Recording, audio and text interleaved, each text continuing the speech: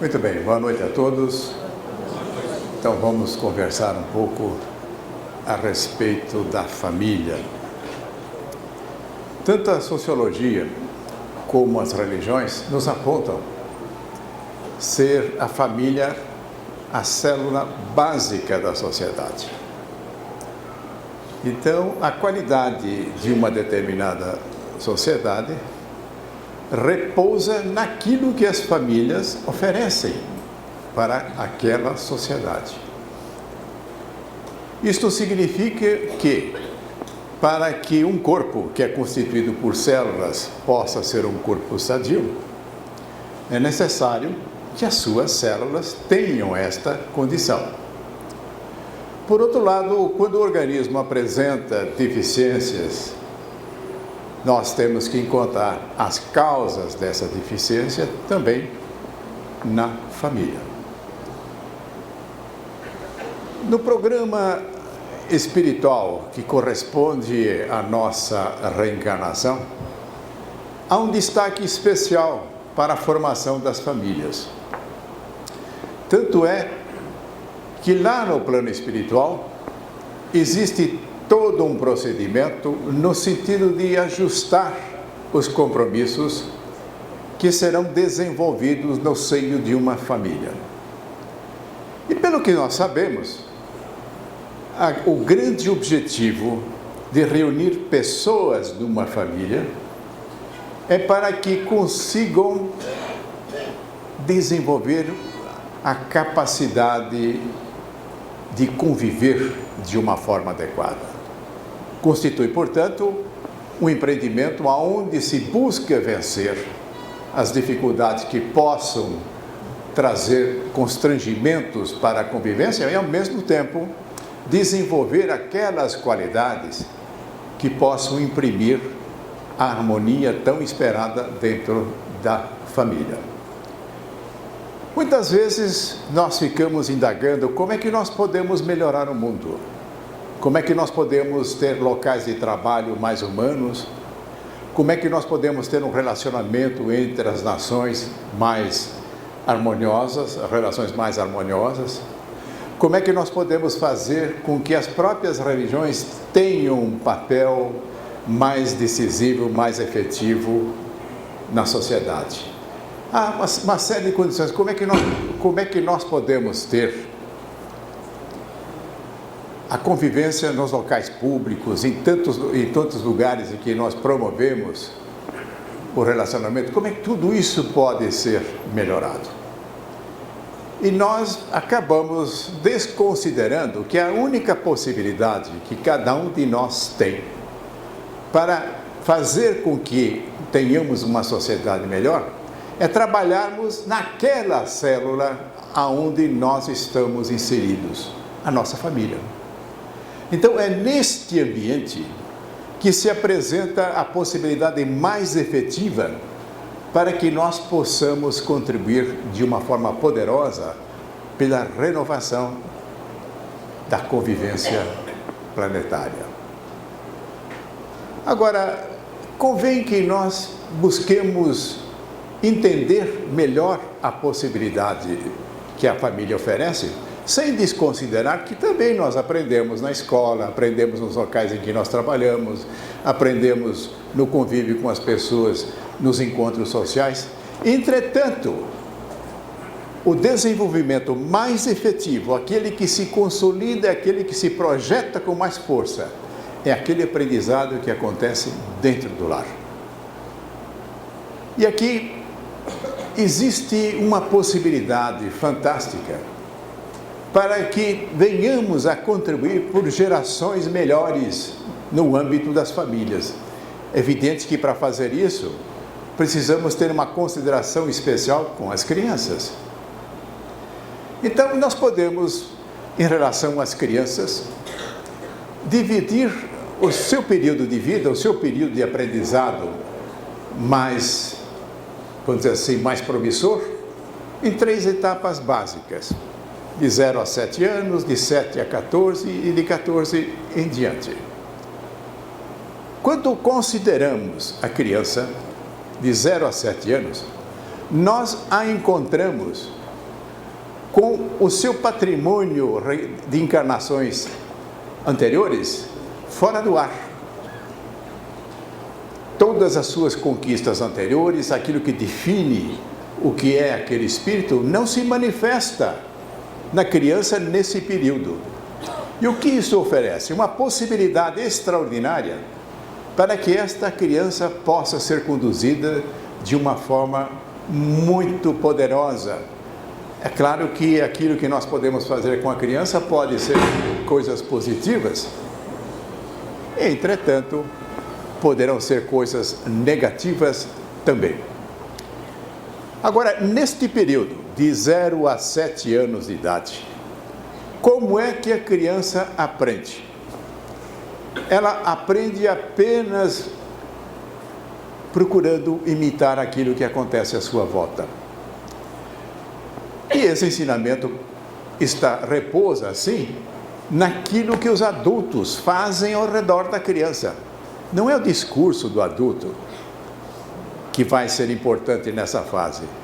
É como é que o adulto senta à mesa, como é que ele come, como é que ele fala, como é que ele se dirige às outras pessoas, como é que ele dirige o seu carro, como é que ele lida com os animais, como é que ele lida com as plantas. Enfim, é aquilo que o adulto realiza de uma forma efetiva através dos seus atos.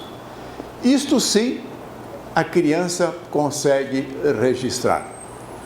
Então, notem que nós precisamos estar extremamente atentos nesta fase, entendendo que a única forma de podermos acrescentar qualidade na vida da criança é desenvolvermos ao redor da criança exemplos que possam fazer com que isto efetivamente aconteça. Agora, de certa maneira, nós somos um tanto quanto descuidados em relação àquilo que fazemos acontecer ao redor das crianças. E aí percebemos que elas acabam incorporando aquelas coisas que nós não gostamos. E aí ficamos surpresos, de onde é que essa criança está aprendendo essas coisas? Ora, ela só consegue aprender olhando aquilo que está acontecendo à sua volta. Então, quando nós percebemos que uma criança começa a ter determinados procedimentos que não nos agradam, esse é o momento de verificarmos o que é que nós estamos fazendo em torno dessa criança. Isto sim vai nos esclarecer, vai nos dar a perspectiva do que é que precisa mudar. Agora, de uma forma muito estranha, o que acontece? Quando nos defrontamos com determinadas coisas que as crianças fazem nessa idade que não nos agrada, nós começamos a reprimir a criança. Nós queremos adotar a educação verbalizada que absolutamente não funciona. E como não funciona, nós caímos muito rapidamente a reprimir a criança. É através do castigo, é através do bater na criança, e achando que com isso, então, nós estamos levando uma educação de qualidade. Isto quer dizer que nós estamos, a rigor, falhando completamente com a possibilidade de nos valermos deste período em que a criança se apresenta de uma forma doce, de uma forma livre de qualquer coisa que tenha constituído o seu passado das encarnações anteriores. De certa forma, poderíamos dizer que é um livro de páginas a serem escritas. Agora, os escritores somos nós. Precisamos ser bons escritores. Agora, quando nós reconhecemos a importância da educação que acontece dentro da família, é bom que nós entendamos o seguinte: será que a família está capacitada para oferecer o melhor dessa educação? Porque nós sempre nos apresentamos como criaturas competentes. Não há nada a acrescentar. Eu vou oferecer aquilo que eu já domino, aquilo que eu entendo que é bom, aquilo que eu entendo que os outros precisam seguir. Entretanto, se nós verificarmos nas coisas mais mínimas na educação da criança, nós vamos notar que há uma falta de conhecimento muito grande. Quer seja no cuidado com a saúde da criança, quer seja no cuidado em relação à alimentação da criança, quer seja no cuidado em oferecer brinquedos adequados para as crianças, quer seja como é que nós convivemos com as crianças. Então, de qualquer forma, a família, ela tem um desmembramento de educação muito maior do que a relação com as crianças. Os membros todos da família, um afeta o outro, também da mesma forma, é por aquilo que cada um está fazendo. Então, quando nós trazemos aqui a questão da educação da criança, o que nós devemos colocar ainda é de que a família é um núcleo de aprendizado, é um núcleo de desenvolvimento, que não se restringe ao relacionamento entre adultos e crianças, mas também no relacionamento entre os adultos. Agora, é necessário que nós tenhamos uma perspectiva adequada para saber se estamos nos qualificando para poder oferecer um ambiente de educação da família que permita com que essa família progrida, que ela possa se desenvolver. Aí vem a pergunta, aonde é que nós vamos buscar esses conhecimentos? E às vezes, de uma forma simplista, nós achamos que essas coisas todas precisam ser ensinadas lá na escola. Será que a escola tem a capacidade de ensinar isso? Evidente que na escola é possível aprender matemática, geografia, história, sem dúvida, os professores são preparados para isso. Agora, quando levamos a questão para o conhecimento que venha a trazer uma melhor convivência, aí nós não vamos encontrar o apoio da escola, porque na escola, quem está lá? São os mesmos que fazem parte das famílias, não é verdade? Então vão reproduzir na escola a mesma coisa que acontece dentro das famílias. Eu estou falando em relação à convivência, né? Não estou falando de matemática, de história, de geografia, e sim de convivência.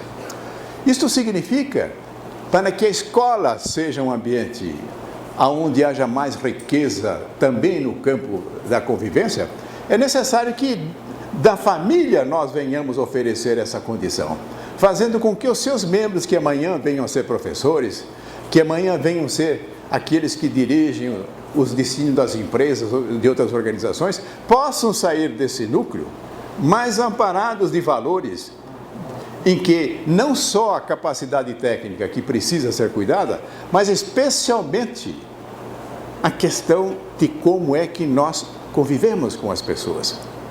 Aí não tem a menor dúvida de que o fundamento para isso, nós temos que procurar aonde? Para nós cristãos, essa questão se coloca de uma forma muito clara, para que tenhamos uma perspectiva mais adequada em relação a como é que devemos organizar a convivência com as pessoas.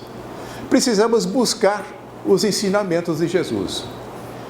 Entretanto, não quer dizer que as outras religiões também não ensinam as mesmas coisas. A base moral das religiões é a mesma.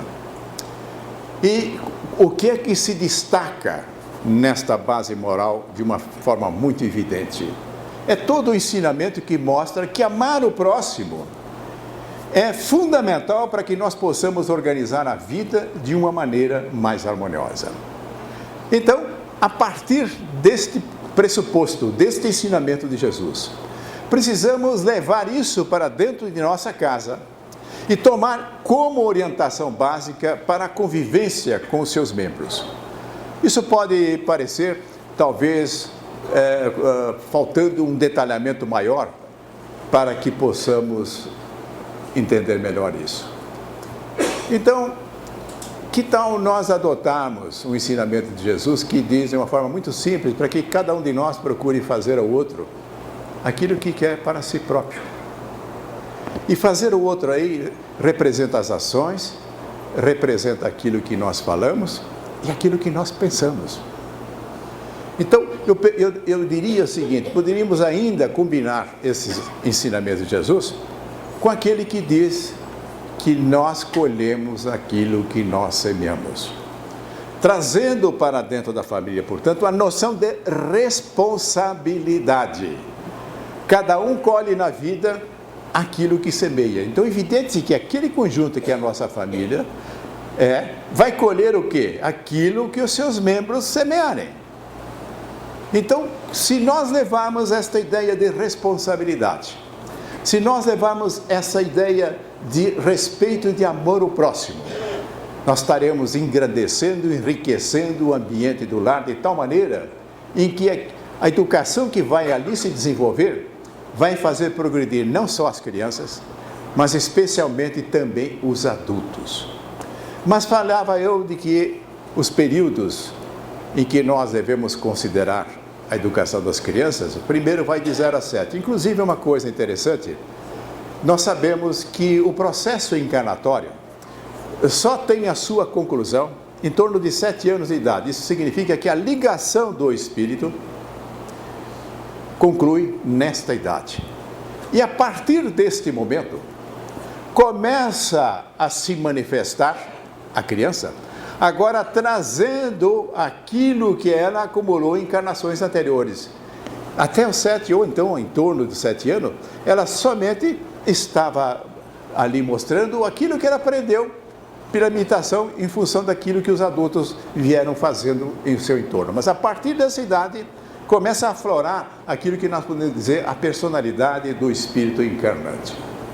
E a partir desse momento, nós vamos perceber uma coisa muito curiosa.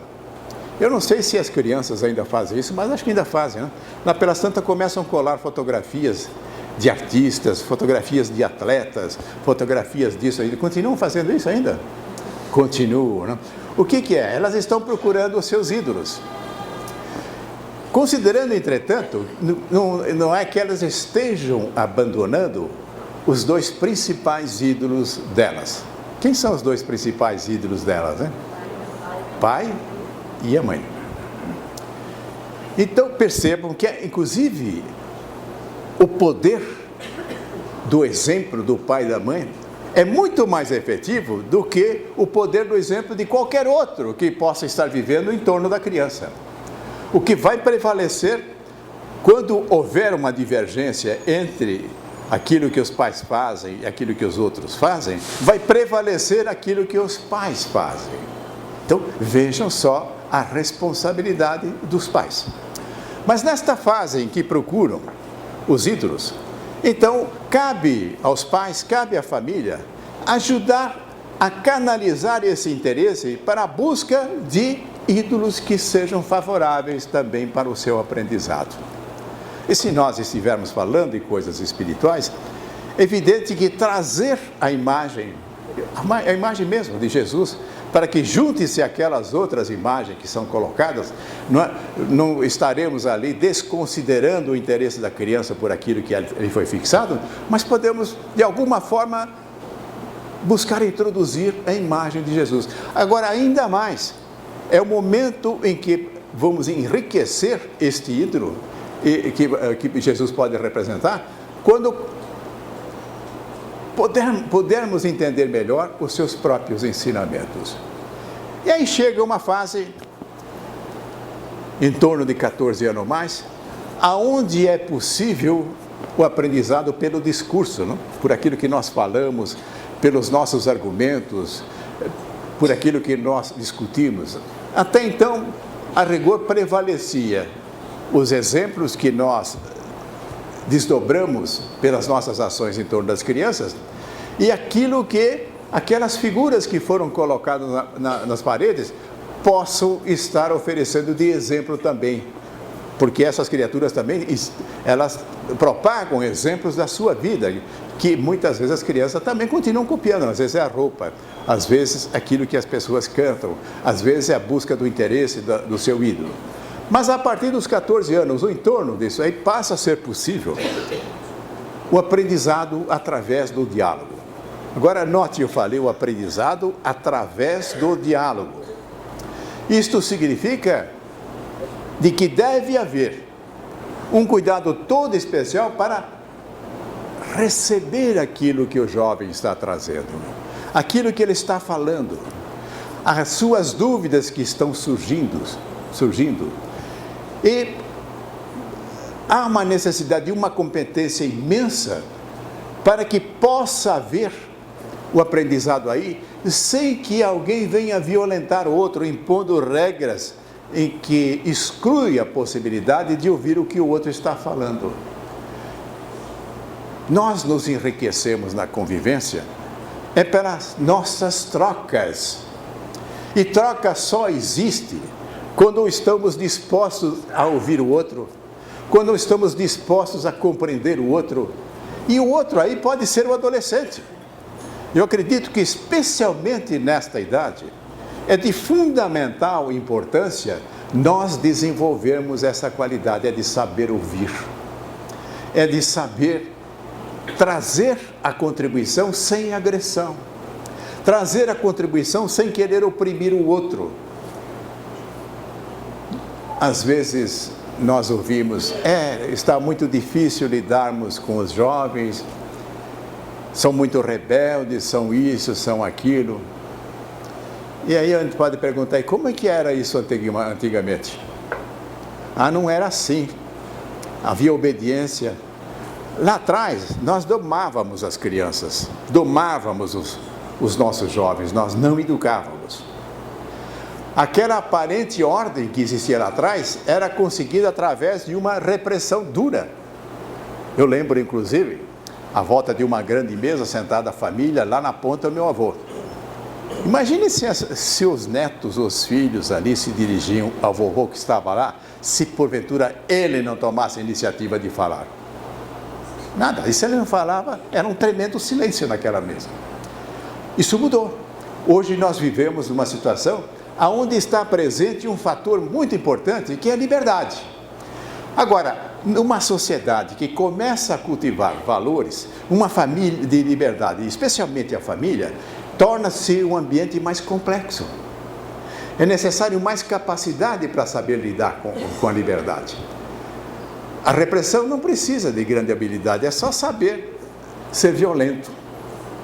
Agora, enquanto que nesta outra situação, o que ganha especial destaque é a capacidade de conquistar o outro e não de dobrar o outro. Então, esta é a essência do bom relacionamento. Relacionar-se para conquistar o outro, relacionar-se para conquistar o filho, relacionar-se para conquistar o cônjuge, para conquistar o irmão, para conquistar todos aqueles que vivem debaixo do mesmo telhado, mas também conquistar aqueles com os quais nós trabalhamos, aqueles com os quais nós convivemos nas casas religiosas, aqueles que nós cruzamos nos ambientes sociais. E aí nós poderíamos chegar à conclusão seguinte: não existem pessoas difíceis.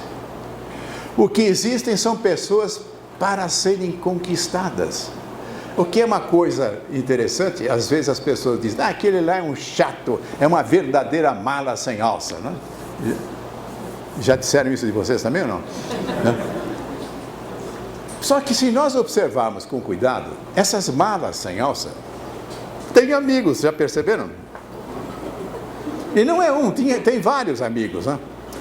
Isso significa que houveram aqueles que souberam conquistar a mala sem alça, né? E os outros ficam dando pontapé na mala, achando que com isso vão resolver. A iniciativa para a conquista no relacionamento é de cada um de nós. Mas, entretanto, nós gostamos muito mais de transmitir isso como responsabilidade do outro. Mas voltemos, portanto, à questão da nossa qualificação, para que possamos fazer com que aquele ambiente da nossa família seja algo melhor. Então devemos notar, devemos começar a observar, e até podemos trocar ideias entre os familiares, para ver o que é que aquela família pode fazer para que aquela família tenha uma qualidade superior. Então pode existir livros que nos auxiliem nisso, mas especialmente a observância de como é que se desenvolve as coisas nas diversas situações em que a família está envolvida. O que acontece no carro? O que é que o adulto que está dirigindo, ou quem está dirigindo, o que é que ele transmite para os outros que estão ali dentro do carro? Tranquilidade, confiança, serenidade. Ou as pessoas, quando chegam ao destino, chegam com a pulsação ali para 140, 150, né? Então, o bom motorista, é aquele que faz a viagem ser a mais confortável possível. E ele não vai fazer isso dando fechada no outro, gritando com o outro, tocando buzina, se irritando, fazendo comentários os mais agressivos possível. Nada disso. Agora, nós podemos observar o que nós fazemos quando nós estamos num parque.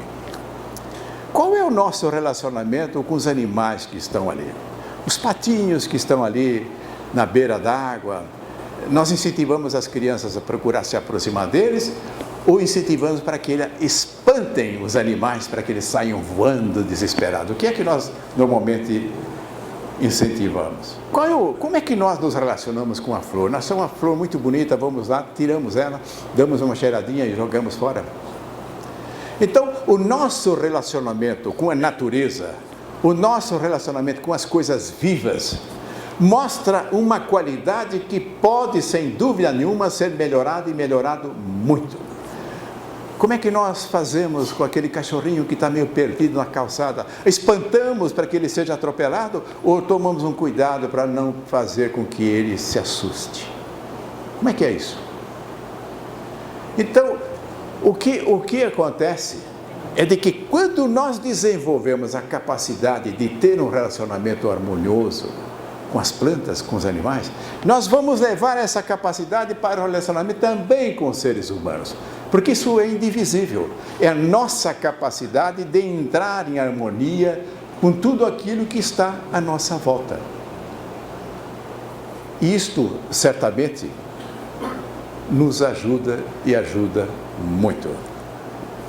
Agora, portanto, nós podemos fazer uma verificação cuidadosa. Que tipo de contribuição estamos dando para as crianças que possam insistir lá em casa? Mas também, como é que nós estamos influenciando os adultos que convivem lá, que pode ser o cônjuge, pode ser o irmão, os pais, pode ser o avô, sei lá quem, pode ser outros que ali estejam juntos naquela casa. Aqui, então, é necessário que nós desenvolvamos uma capacidade de influenciarmos de uma forma adequada. E o que é uma influência adequada? Uma influência adequada é aquilo que pode abrir a possibilidade do outro aceitar a nossa influência. Agora, existe a influência que não é adequada, que é aquela influência impositiva, aquela que quer obrigar, aquela que quer dobrar as pessoas. Eu estava até me esquecendo aqui de fazer um registro de uma mudança significativa que nem sempre se reproduz dentro dos lares. Se nós formos perguntar para aqueles que lidam com cavalos, que preparam os cavalos para serem montados, como é que esse processo era feito anteriormente? Através de métodos violentos. O cavalo era subjugado com laço, com isso, com aquilo.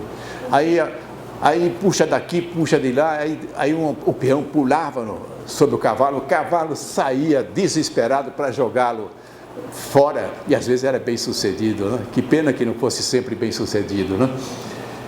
Isso não se faz mais. Existe hoje aquilo que nós conhecemos como a doma gentil. Ele não é nem domador, enfim, ele é um conquistador do animal. Ele tem práticas em que ele vai conseguindo se aproximar do animal, criando uma confiança de tal ordem, e evidente que nós não vamos dar aqui o processo todo, mas o que acontece? Chega um dado momento em que a pessoa que está fazendo isso pode montar no cavalo e ele não faz absolutamente nada, sai andando tranquilamente. Então aquilo que se conquistava pela violência, conquista-se de uma forma tranquila. Quem quiser, leia um livro aí, O Homem que Sabia Ouvir Cavalos. Não sei se esse é o nome do livro, mas o autor do livro é Robert Monti. É uma verdadeira aula de vida. Inclusive, em algumas oportunidades, passou na televisão ele lá nas suas atividades. Se nós formos conversar com aquele que procura educar cães, Lá atrás o método era meio agressivo também, ou era totalmente agressivo. Uma das coisas, olha, você pega o jornal, você dobra, molha ele e bate no cão com isso. De forma nenhuma se faz mais isso. Toda a aproximação com o animal hoje se faz de uma forma gentil. Eu pergunto, nós fazemos isso também com as crianças? Ou aí o método é outro? Não será possível nós envolvermos as crianças de tal forma em que nós venhamos a conquistá-la? Eu conheço pessoas que lidam com crianças, podem ser inclusive seus filhos ou não, e que em toda a convivência com a criança, em momento algum, faz qualquer advertência desarmoniosa, faz qualquer menção no sentido de constranger a criança, mas consegue se aproximar da criança, consegue conquistá-la, a criança chega interessada, a criança coloca-se à disposição daquela pessoa, totalmente receptiva àquilo que a pessoa está querendo oferecer. Então, a grande habilidade que nós precisamos conquistar em termos de educação é de que precisamos ser educadores que educam com amor, abandonando a educação pelo terror, pela opressão, pelo castigo. As pessoas muitas vezes dizem, isso não dá resultado, então elas abandonam os métodos de repressão, dizem, olha que bagunça que virou aí. Acontece que não tem nenhuma habilidade para fazer a outra coisa, de educar pelo amor. Para que sejamos bem-sucedidos, não basta abandonar os velhos procedimentos, é necessário aprender um novo procedimento. Agora, para isso é necessário que nós estejamos, em primeiro lugar, convictos de que nada resiste ao amor. Agora, nada resiste ao amor se nós tivermos amor para dar. Se a nossa convivência, se a nossa interação com as pessoas se faça nessa base. Agora, se nós partimos simplesmente do pressuposto, realmente o amor é poderoso, e continuamos vivendo de uma forma violenta, de uma forma agressiva, não há espaço para que o amor possa ali ser a conduta que vai favorecer o crescimento das pessoas que estão em torno desse, que está ensinando com amor. Então, resumindo, queremos ter uma sociedade melhor? A única possibilidade que cada um de nós tem para fazer isso é aquilo que nós fazemos dentro de nossa casa. Não existe outra possibilidade. Nós achamos que não, nós vamos às ruas, nós vamos protestar, vamos fazer passeata, vamos fazer isso, vamos fazer aquilo, com isso vamos mudar o mundo. Não vai mudar. Porque a sociedade continuará sendo a somatória daquilo que as famílias oferecem. Lembrando sempre, portanto, que a família é a célula. E a soma dessas células determinam a qualidade da sociedade em que nós vivemos. Então, a única possibilidade que nós temos é cuidar da nossa célula. É fazer com que ela seja a melhor possível. Agora, quando nós fazemos isso, não tenha a menor dúvida que de uma forma ou de outra, nós vamos transmitir para as outras células. Nós conversamos com as pessoas das outras células, nós temos encontro com as pessoas das outras células. Isso acontece no trabalho, isso acontece na igreja que nós frequentamos, isso acontece no clube que nós vivenciamos. Agora, para que eu possa levar esta contribuição, eu tenho que estar naquela condição de poder oferecer uma influência aceitável, uma influência amigável. E se nós quisermos fazer o teste, se a nossa influência tem esta qualidade, pergunte se aquilo que você está fazendo, ou falando, ou pensando, está de acordo com a lei de ouro, com a lei áurea que diz, faça ao outro o mesmo que você quer para si próprio. Ao fazer isso, vamos transformar a nossa família, vamos nos transformar, evidentemente, e vamos dar a única contribuição possível que nós temos à nossa disposição para que o nosso planeta seja um planeta melhor. E toda a nossa consideração, a nossa atenção, o nosso cuidado para com a família. Nós podemos, inclusive, orientar a nossa contribuição dentro da sociedade, sempre que tivermos a possibilidade, é de enfatizar a importância daquilo que é disponível para nós dentro da família. É ali o nosso campo de trabalho reformador. Paz a todos.